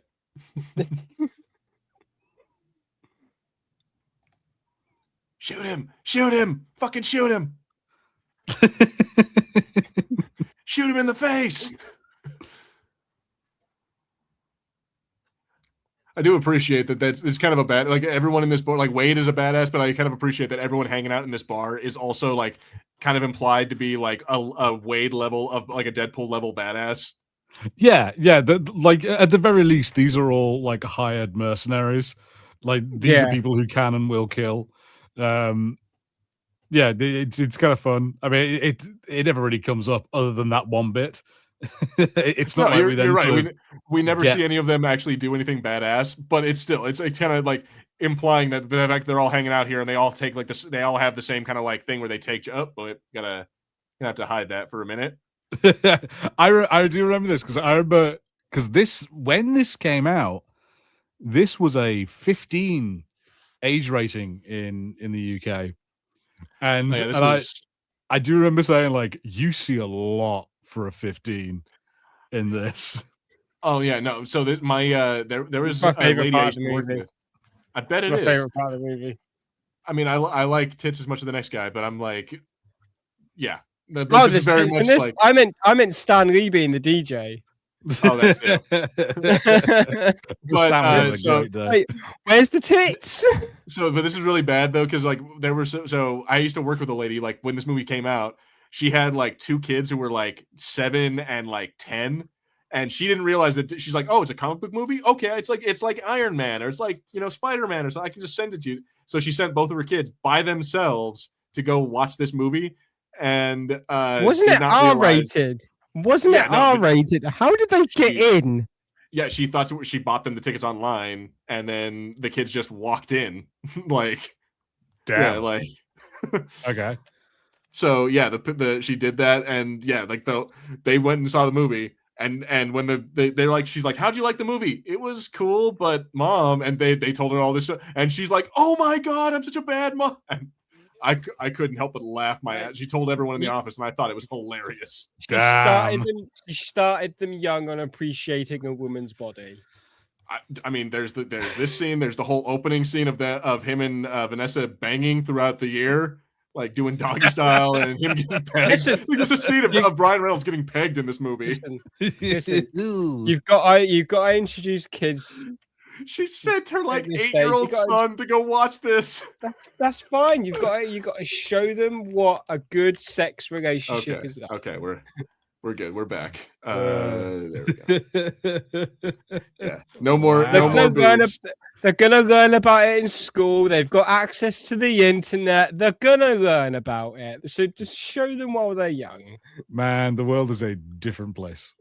It is. Even 10 years ago. God knows what it's like now. God knows what it's like when they can message Grok and ask it to make anything they want. I mean, my Instagram, my Twitter gets filled with like, I don't know why I'm seeing it because I don't follow any of the people I see it on, but I just see people like, oh, Grok, put me in a bikini, or Grok, turn me around so my ass is showing. I'm like, I mean, yeah, I've heard of Grok being used for a lot darker purposes recently, but that's a whole other thing. Yep. You take a picture of you in a bikini or with your ass out. Like, just do the work. Why is my camera being funky?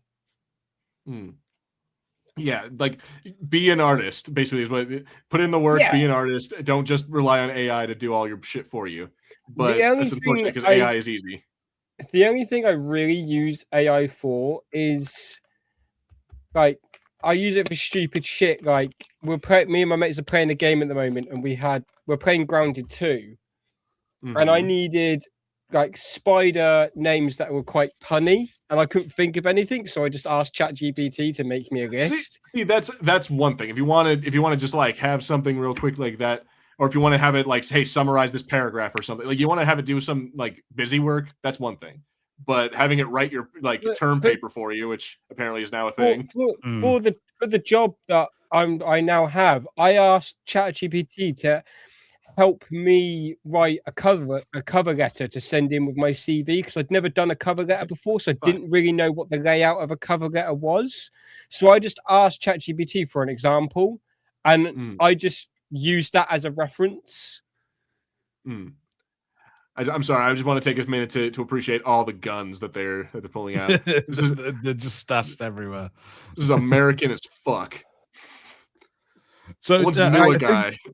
No, go ahead. Supposedly, this is probably really well known, but apparently this is the thing about how all of these guns, the reason that he forgets this bag to get around a lack of budget.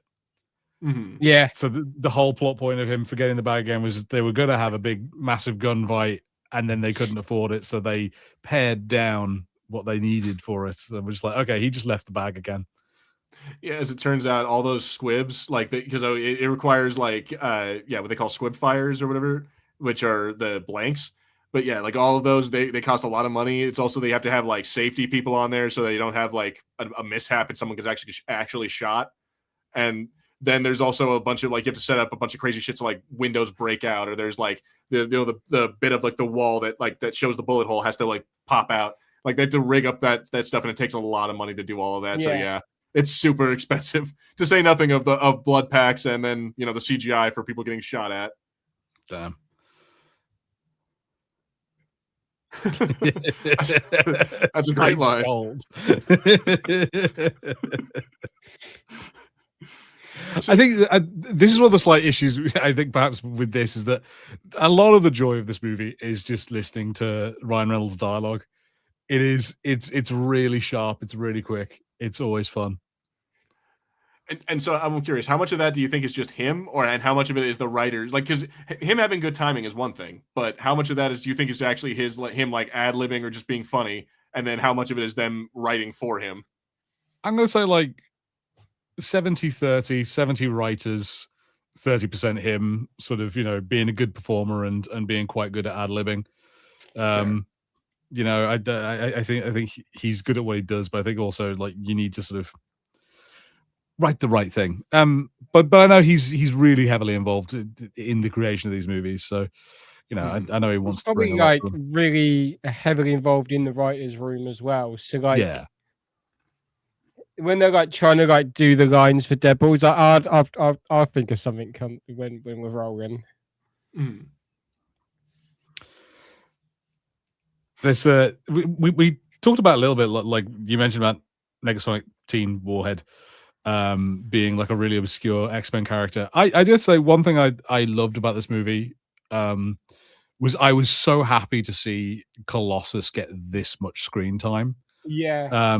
The original X-Men trilogy, I don't think did Colossus right at all. For a start, We when he first saw it- turns up in X2, he's not even Russian. Yeah. Exactly. And then we see again he's not Russian in The Last Stand, and we don't really see a lot of him. Yeah, I don't think they ever used him again after X-Men 2 and 3. They never put a Colossus in there in any of the other X-Men movies, and that's a crime. Yeah, Also, Colossus has been one of my favorite X-Men characters for years. I feel like honestly, I loved Magic in the New Mutants. It was cool to see her in live action, but they did her dirty with it. America doesn't like Russians. I don't know what to tell you. But he's so good, and I love him in this movie. I like this sort of they've gone for this angle of like he is the goodest of the good. He is lawful good. He is trying to do his best and wants Wade to be a hero. And I think the way they do it is fantastic. This giant, powerful guy, but he's so polite. And there's a moment he's going to have with Gina Carano. Is that the right name? With her later on. Yeah, and it's so funny, and I love this idea of just Colossus being this really sweet dude. Didn't Colossus and Kitty Pryde get together at one point? Yeah, I think Colossus has been he's gone around the block a few times. Colossus. There was a period where Colossus and Rogue got together, where they discovered that Rogue could touch him while he was in his steel form. So God, imagine the cock in that form. Yeah, I don't know. I don't think soft applies when he's in metal form. Is he just perpetually rock solid down there? Right. If you're going to talk about the mechanics of it, I assume he has to get it into that state and then become metal. But I don't know. I don't know. It's something we'll never. Why not, Harrison? Why not? It's the same. It's the same as with the Thing. They'll never confirm it. It's purely there for us to speculate. Because if they ever confirmed it, that will interfere with the ecosystem of art that works as marketing for all of their stuff that's done for free. Also, Stan Lee already talked about this back in Mallrats, back in like the 90s. He's like, we never talked about those kind of things. The comic book code of conduct or whatever the fuck. Like he's like, we used to never really think about those kind of things in my day. I'm like, so let's just don't even think about it. Yeah.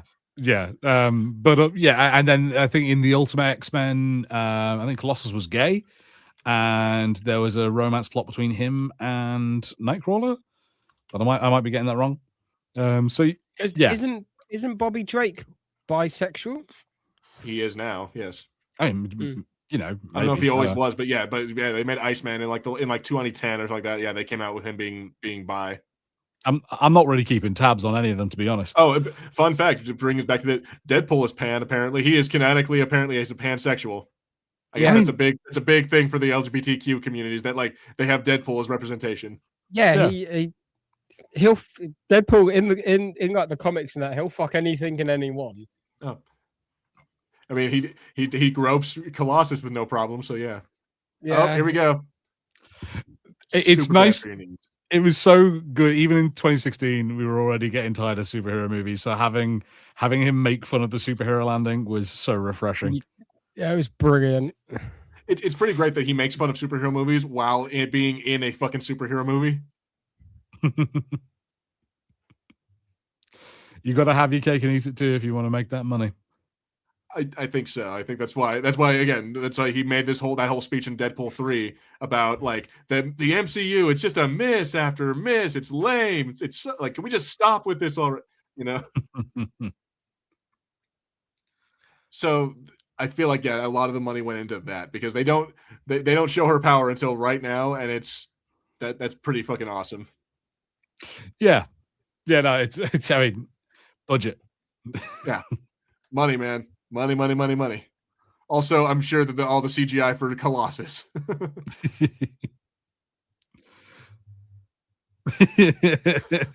Yeah, all of the sort of interactions between Deadpool and Colossus in this, with Deadpool just having no respect for Colossus, are so much fun.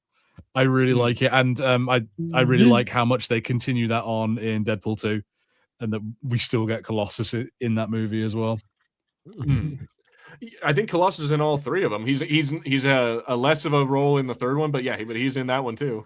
Yeah, he's at the party. Yeah, like in the third movie, but like most other characters that aren't Wolverine, he's just barely in it. See, this is the thing. So we've talked, we had some trouble sticking with things to talk about this movie as it's been going along. But something that I definitely felt when I went to go see Deadpool and Wolverine was that this film and I think the second film work much more as a story. I think I think the third movie is great. It is really good, but it feels a bit more just like scenes tied together. They have less of the sort of like, okay, I'm going to feel sort of emotionally satisfied by the end of this. It's more just like, no, it's loads of fun. Like Deadpool and Wolverine is just loads of fun. Yeah. Like this one, like even though again it's tongue in cheek and it jokes about comic movies, it still had like tried to keep on story and try to keep it like I don't know, like it tried to keep like a tonal or like a theme versus Deadpool and Wolverine with its theme was just we're having fun with it. We don't care. Yeah, like and now they go here. And now Deadpool and Wolverine are over here and they're fighting. Oh, look, it's the Human Torch. Okay. And now roll the dice. What are we going to get next? Oh, they're in a big Ant-Man skull. Awesome. I do want to talk about this. I think it's funny how they have this joke, like the joke that's about to come up in a second. Like while he's beating up all the guys, like there's a dude who's like, "Wait, Wade? I haven't seen you since like Kentucky that one time." Like I think that's funny that they have that one joke that just like pays off later, like in this point in the movie. It is loads of fun. Also, let me see. It's like right up here in a second. Yep.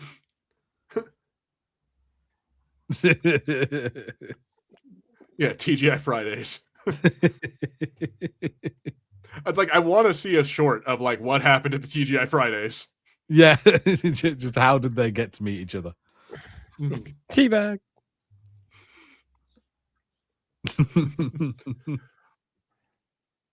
Also, I feel like I think it's funny how maybe Gina Carano wasn't cool with going full like tit out, but I'm like we literally like not 10 minutes, not 15 minutes ago they were in the strip club, and I'm like there was this whole thing with like boobs galore. Yeah, I think it's a weird thing to have like I guess it's to show Colossus is like a gentleman or whatever, but I'm like it's really unnecessary. I think. I love the severed head there to make the eye on Francis. It's very nice.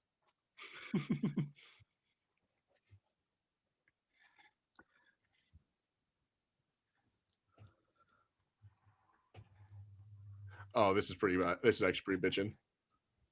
Yeah, it uses every little thing that it has really well, this film. So I only have one problem. It's all right. So I guess that it's not like he couldn't do this, but I find it really weird that when he's not in the red suit, he's not like super athletic and jumping around. When he's just Ryan Reynolds, he's like just Ryan Reynolds. But when he puts the suit on, suddenly he's now able to do all kinds of crazy acrobatics that he's like not able to do. True. Yes, I suppose you're right. Like we don't get like a Power Rangers fighting the putties scene where they're just hanging out at the park and then sort of like Ryan Reynolds gets attacked and has to do flips and stuff. Yeah. So I think it's just funny how anytime they show him normal, it's like obviously Ryan Reynolds can't actually do that, so we're not going to show him doing it. I suppose the closest we get is in the second film when he's throwing knives at people with the infamous cream cheese spreader. Yeah. I guess you have a point there. Yeah, that's about as like much as we see about of Ryan Reynolds actually trying to do something badass. Oh, I noticed that you responded to the 85th Batman fan about Doctor Who, and he also said, Harry, do you like Doctor Who? No, I don't. I don't like Doctor Who. Disney hasn't ruined Doctor Who. Doctor Who hasn't been good since the "Are You My Mummy" episode. Ooh, that's it. Damn, hot take from Harrison. Just Doctor Who sucks. It's sucked for a really long time. I mean, I prefer the David Tennant years myself, but damn. No, all right, the BBC can't do good shows. They can do good shows. They can't do good like stuff like Doctor Who. They suck at it for some reason. I don't know what it is. Can't do good sci-fi. I do like Doctor Who. I'm a massive fan of Doctor Who, but like I didn't like the Disney era, and I'm glad Disney have parted ways with it now. And like Disney don't have anything to do with it. Yeah, the because of how the ratings were with the Disney Plus, like with the Disney partnership, like those different parts that they had where David Tennant came back and then he split into two doctors and then they had the Black Doctor for a while and nobody liked that for reasons. They've cancelled the partnership was only on for 2 seasons to see how it would work, and it hasn't worked, so they haven't renewed the partnership, which I'm happy about. I'm kind of hoping it goes a little bit more back into the normal Doctor Who that we had before that. Rock on. Well, I guess we'll have to see, because the only reason the BBC continued making Doctor Who is because Americans demanded it. It got really popular over there, didn't it? It really did. David Tennant and Matt Smith made it like a household name over here. Yeah. I'm rewatching Doctor Who at the moment. I'm on season 4 of David Tennant, so I'm near the end of it now, to be honest. So I'm coming to the end of David Tennant's reign. Nice. So I want to talk about this real quick. Here in a minute, like they're gonna blow up the thing that they're on. Do you guys? You remember when everyone was like, "It's the fucking helicarrier from"? It's not the helicarrier. I know, but I'm just saying. You guys remember when everyone was like losing their shit because they were on the helicarrier? Yeah, honestly, I don't. What? I don't remember that, but honestly, I think it's because I wasn't on this podcast at that point. That's right. Yeah, I don't think we had started the podcast until like a year, maybe a couple years later, like 2018. Yeah, so I had no impetus to ever find out what people were saying about movies. Yeah. Also, this bit where you see like the cartoon characters because he's got a fucking knife in his head. I mean, that is pretty cool. I like that. I like the joke of like his brain is not working right because it has a knife in it. Also, I like that. Fucking the music playing is pretty funny.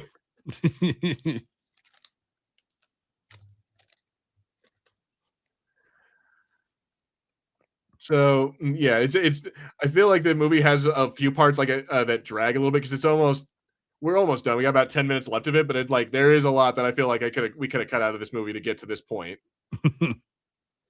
I don't know. I remember at the time feeling like, and to be fair, on rewatches when I'm not trying to talk about it, I've always been like very happy with this film.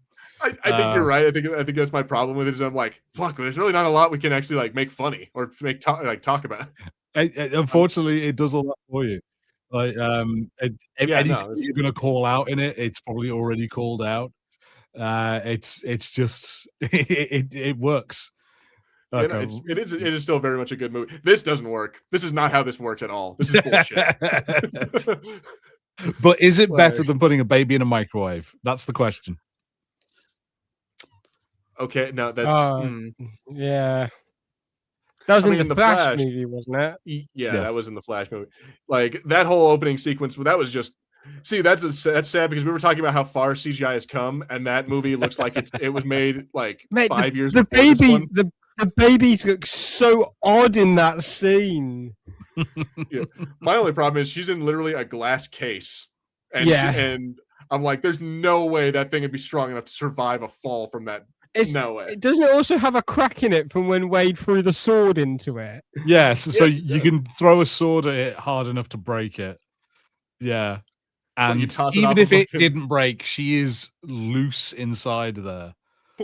Yeah. She's bouncing around that. Oh, dude, there's no way. Like, unless Vanessa has like a healing factor too, there's not a chance in hell that she survived this. Well, yeah, it's the superhero thing. People can just survive stuff. Isn't she an actual character in the comics and she has powers? No idea. Probably. There's probably something there, you know. Vanessa Carlyle. Let's find out. All I see is her having something from the movie, or from the movie, but nothing from like the comic books or anything like that. So no, I think Vanessa was made specifically for the movie.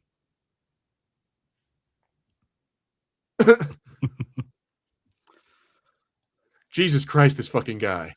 It's like, can we just? The movie's already 2 hours long. Can we just die already? I do kind of like this whole scene. Again, when Colossus is about to be the lawful good paladin character, and going to do his best to make Wade a good person. He just shoots him in the head. You know, this is. It really is a good movie. This movie is held up really, really well over time. Like, again, when you're trying to do a commentary for it, it's kind of a bitch. But at the same time, if you're just trying to enjoy the movie, it holds up so well. God damn it.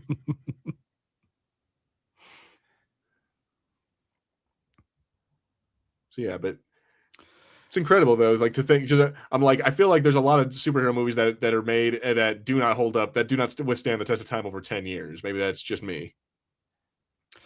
I don't know. To be fair, I feel like ever since Iron Man, a lot of the movies have really drastically improved. So there's a lot more that you can go back to now, and certainly through the Marvel films, what the MCU is putting out.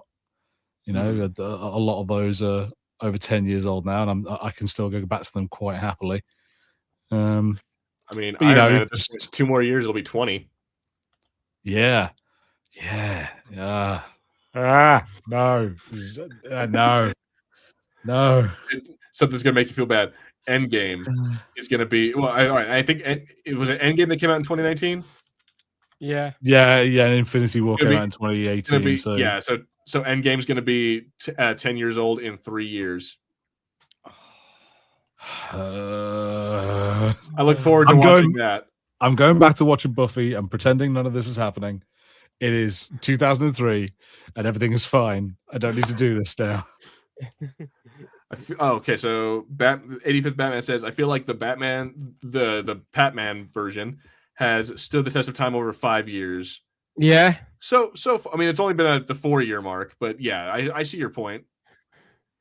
There's some people, like, I've talked to some people about that movie, and Jesus. Yeah. Say, God damn, and I think we still have another like year or like 2 until the next one comes out. That's nuts. It's taking this long for part 2. Yeah, I was 35 this year. Oh, I'm 33 this year. I'm gonna be 32 next month. I mean, excuse me, motherfucker. Peaky, you just said that as if like, I'm 33 this year. Beats me turning 35. Shut the fuck up. I'm still fucking old. You're early 30s, you motherfucker. Quiet. It's like you're not in the mid 30s yet. Relax. You fucking 1993 birthday. Quiet. I feel like I'm fucking 70.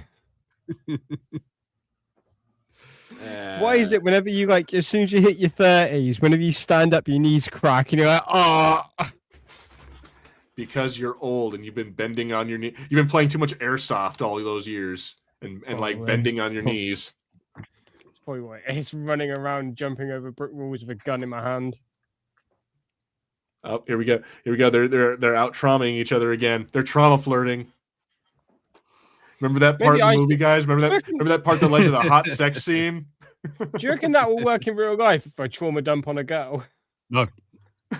Okay. Harry knows from experiences. Yeah. 85th Batman fan says, I am 40 years old like Scarlett Johansson, so shut up, guys. It's like you don't even know what old is yet. My girlfriend's 42, so she got y'all beat. 43 actually. Yeah, she's 12 years older than me, so she's 43. So I'm like, yeah, she's got your asses beat. She's a cougar. She is. I didn't have to lay out a trap or nothing. I was going to mention something. Oh yeah, no, like I say, this won't work. And as a rule of thumb, if a man said something that was kind of witty in a movie and a woman really liked it, it doesn't work. No, right. Just all media has taught us terrible things. Just another show that I've been watching. It's been my putting it on in the background while I'm working. Show. I've been watching Boston Legal. Never watched it. Show. That is a very good show. I like it. It is the weirdest fucking show. It is insane. People talk about sex in that show in a way that no human has ever spoken about sex. Oh yeah, no, the whole thing is a walking HR violation. But it's like it's one of those things. I bet I'm just gonna tell you why my mom is super like into James Spader. But yeah, she watched that show being like, I love that guy. He's the coolest dude. I'm like, Mom, if anyone ever actually did that to you, you'd be so pissed off. Yeah. Yeah. And the entire show is like built on James Spader's voice. Like almost the entire thing is like every issue that happens in the show is solved by James Spader coming in and then saying something rather quickly, but then becoming a bit more erudite and going up and down in his speeches. And that, of course, is what we all want. Yes, and then occasionally fucking what's his nuts? Denny Crane. Yeah, Denny Crane comes in there and says Denny Crane and then shoots somebody. with the wildest soundtrack. And with all of these stupid things. Yeah, like Captain Kirk is over there and he has dementia and they keep making Star Trek references around him. But then it'll be like, we're here to try a case that's about this child that was like murdered by his father back in time, and we wonder whether it really is a crime. We're here defending the father. I'm like, you cannot handle these heavy topics. Oh, like, yeah, no, they deal with gun violence. They deal with like being gay in the military.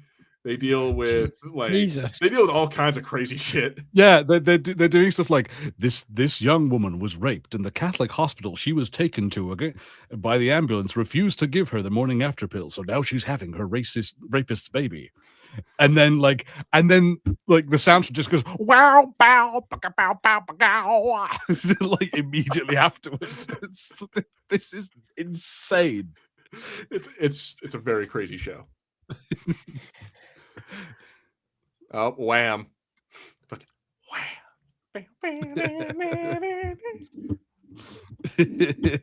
and see, I think that's a great way to end to end this movie is you talking about Boston Legal and your problems with it.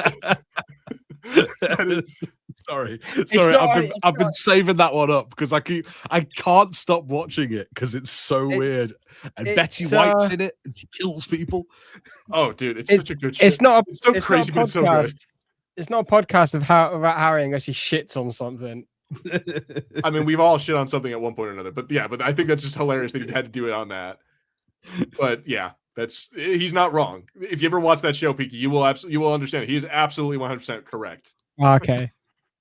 All right, and so now we get some fun credits with Deadpool, but I think that's where we're gonna end it there because we've been going for a minute. So here, I'm gonna cut that out, and then so we'll say, where do we rate this movie? Like after 10 years of watching, and I've probably watched this movie like 15 times. I've watched it a good number of times. Like, yeah. I think it still holds. It's still a 5 out of 5. It's still a great movie, even with all the problems. I'm like, yeah, it drags a little bit here in hindsight, but I'm like, whatever. I'll still watch it. I don't give a shit. And no more than any other movie, I'd say. Exactly. No more than any other superhero movie. It's up there in the top with the best of them. Like, I think, if you like these kind of movies, if you love the Marvel movies, you love Marvel comics, this is a movie that you're going to enjoy. Absolutely. Yeah, absolutely. If you haven't watched it yet, like, what are you waiting for? It's been 10 years. Well, first of all, actually, if you haven't watched it yet, well, I hope you're enjoying 5th grade. I hope you're enjoying elementary school, and I hope you're getting good grades, such as it is in America. Just, I don't know, wait until puberty happens. You'll love this fucking movie. Yeah. Anyway, but on that note, Peaky, you have it, or actually, I'll go down the line. We're about to wrap it up. Harrison, you have anything you want to plug or anything you want to say before we go? No, nothing to plug at the moment. Thank you very much for watching. Thank you very much for supporting the channel as always. It's always nice to have you around. And yeah, I appreciate all the comments in the chat and the questions, and it's been really good. Very good. And how about Peaky? Anything you want to say real quick about your Yes, channel? so I'm back on Twitch, brand new channel, Peaky Plays Games. It's I kind of wanted to start again with Twitch. Now I've returned to it, so made a new channel. So I'm grinding back up to affiliate status, and I'm going to be live tomorrow midday for me. So I don't know what time that's going to be for you Americans, because your time zones confuse me. But yeah, I'm going to be playing High on Life 2, then I'll be continuing more of that on Sunday as well. Yeah, I as the channel name says, I just play games. And I have another YouTube channel so if you ever miss streams or you end up having to leave halfway through a stream, then I've got a new YouTube channel where I upload all of my VODs onto to keep a little archive of them. Nice. All right. Well, yeah, go check that out. And yeah, I just want to say thank you to, of course, to our audience, people who are watching with us, anyone who was in the chat. Aaron, we had 85th Batman fan, and of course, our buddy Connor over at Fuller's Figures. And then also, I want to say thank you to our members. We have, again, Aaron Combs, David Whedon, and Andrew Stashik. You guys are awesome. And yeah, be on the lookout for more stuff. I am almost finished with the final part of the audiobook of Hard Contact. I'm slow, but I'm there. I'm like that fucking turtle. I'm slow, but I'm getting there, man. And speaking of turtles, I'm also going to start working on the Last Ronin Lost Years issue 2. So be on the lookout for that. And then of course, be on the lookout for us next week. We'll be doing more podcasts. We'll probably be doing a another shoot the shit, unless we find a 30-year-old movie we want to watch. Will Peaky be there?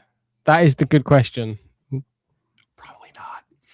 But no, but until next time, I have been Gilbert. I've been Harry.